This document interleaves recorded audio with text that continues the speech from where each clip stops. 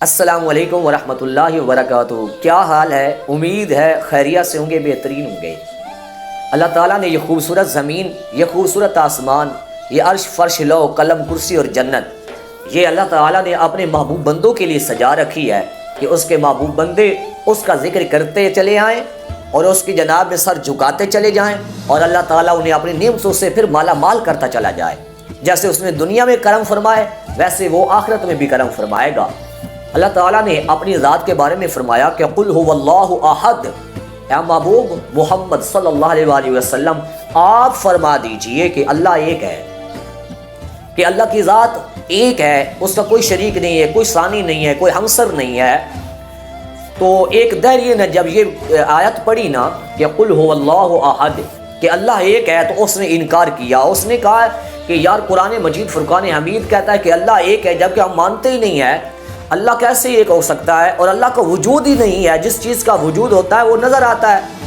اب یہ سورج چاند ستارے ہر چیز ہمیں نظر آتی ہے، ان کا وجود ہے تو نظر آتا ہے۔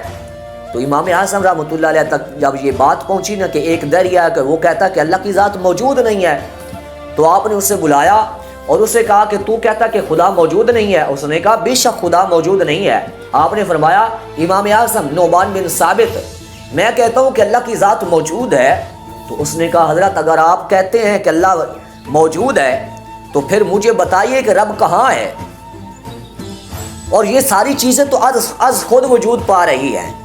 زمین از خود وجود پاتی ہے، انسان نے خود وجود پایا، خود مر جاتا ہے۔ یہ تقدیریں، یہ تکلیفیں، یہ سب کچھ تو از خود ہی وجود پاتا ہے، اور آپ کہتے ہیں کہ خدا کی طرف سے ہوتا ہے۔ اگر خدا موجود ہوتا تو پھر جناب ہمیں بھی نظر آتا۔ تو آپ نے فرمایا یہ صرف میں تمہیں جواب اکیلے میں بھی دے سکتا ہوں، لیکن ایسا کرو کہ تم اوپن جو ہے نا لوگوں کو بلا لو، کھلے عام میدان لگاتے ہیں، جو سچا ہوگا اسے کا لوگوں کو پتہ چل جائے گا اور جو جھوٹا ہوگا اس کا بھی پتہ چل جائے گا۔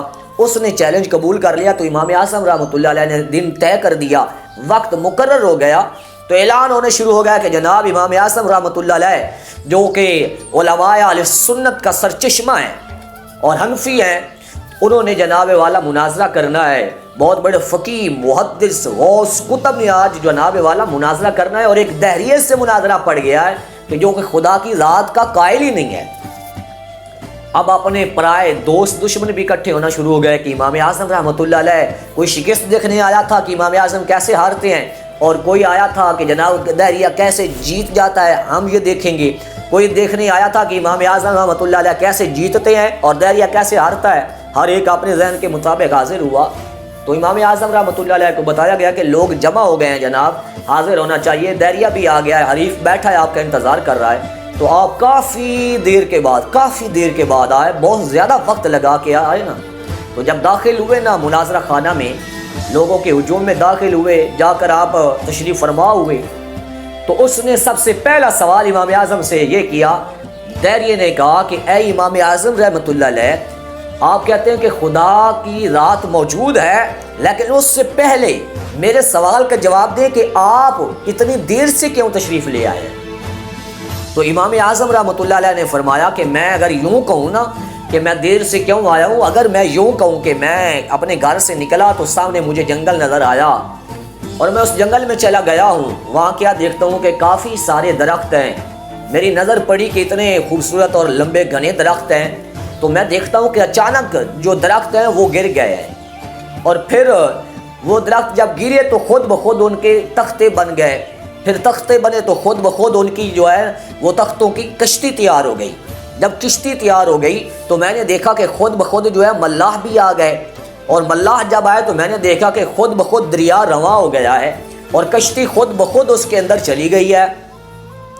تو وہ ہنسنے لگا، دہریہ جو ہے نا وہ ہنسنے لگا۔ اس نے کہا اتنے بڑے فقیہ ہیں اور مناظرہ میرے ساتھ کرنے ہیں، آپ کو اتنا بھی نہیں پتا کہ یہ کام نہیں ہو سکتے ایسے، یہ تو بغیر کسی قدرت کے، کسی کام کے، طاقت کے نہیں ہو سکتی، انسان کی ضرورت پڑتی ہے۔ تو آپ رحمۃ اللہ علیہ نے فرمایا اچھا یہ بات ہے؟ اس نے کہا جناب یہی تو بات ہے، کوئی انسان ہوگا جو درخت کو کاٹے گا، پھر تختے بنائے گا، پھر کشتی تیار کرے گا، پھر ملا آئے گے، پھر دریا ہوگا تو چلے گی۔ تو آپ نے فرمایا یہی تو میں تجھے سمجھا رہا تھا کہ ایک درخت کو گرانے کے لیے انسان کی ضرورت ہے، کشتی بنانے کے لیے کاریگر کی ضرورت ہے، اور کشتی کو چلانے کے لیے ایک ہنرمند انسان کی ضرورت ہے، کسی نہ کسی انسان کی ضرورت پڑتی ہے؟ اس نے کہا بے شک۔ تو آپ نے فرمایا یہ چھوٹے چھوٹے جو کام ہیں ان کے لیے انسان کی ضرورت ہے، اور اتنا جس نے کارخانہ قدرت یہ سجایا ہے، یہ بنایا ہے، جس نے زمین و آسمان، سورج، چاند، ستاروں کو روشنی بخشی ہے، اس سارے نظام کا بھی تو کوئی چلانے والا ہے۔ تو اس کی حیرت جو ہے نا وہ مردہ ہو گئی اور وہ مرنے لگا۔ اس نے کہا حضرت آپ نے سچ کہا ہے، میں جو تھا بے راہ تھا کہ ایک عام چیز کو چلانے کے لیے ایک انسان کی ضرورت ہے، تو اتنی بڑی کائنات کو چلانے کے لیے کوئی ذات تو موجود ہے۔ تو امام اعظم نے کہا وہ ذات صرف اللہ کی ذات ہے جو اتنے بڑے نظام کائنات کو چلا رہی ہے، اس کا کوئی ثانی اور شریک نہیں ہے۔ تو امام اعظم نے کہا اب تیرا سوال یہ ہے کہ تو نے کہا تھا کہ جسم اللہ کی ذات موجود نہیں ہے۔ تو امام اعظم نے کہا کہ اب تیرا سوال اور یہ ہے کہ تو نے کہا کہ اللہ کی ذات دکھائی کیوں نہیں دیتی؟ تو آپ نے فرمایا سنو پھر، یہ دیکھو نا جناب تمہارا جسم ہے۔ اس نے کہا ہے۔ تو آپ نے فرمایا تم سانس لے رہے ہو؟ اس نے کہا جی لے رہا ہوں۔ تو آپ نے فرمایا کس کے ذریعے سے لے رہے ہو؟ اس نے کہا جسم میں روح موجود ہے تو ذریعے سے لے رہا ہوں۔ تو آپ نے فرمایا تیرا جسم تو نظر آتا ہے لیکن روح کیوں نہیں نظر آ رہی؟ اس نے کہا یہ تو مجھے نہیں پتا۔ تو آپ نے فرمایا جیسے تیری روح تجھے نظر نہیں آتی لیکن سانس لے رہا ہے، اسی طرح اللہ کی ذات ہماری آنکھوں سے اوجھل ہے لیکن اس کی قدرت کے یہ سارے کام ہمیں نظر آ رہے ہیں۔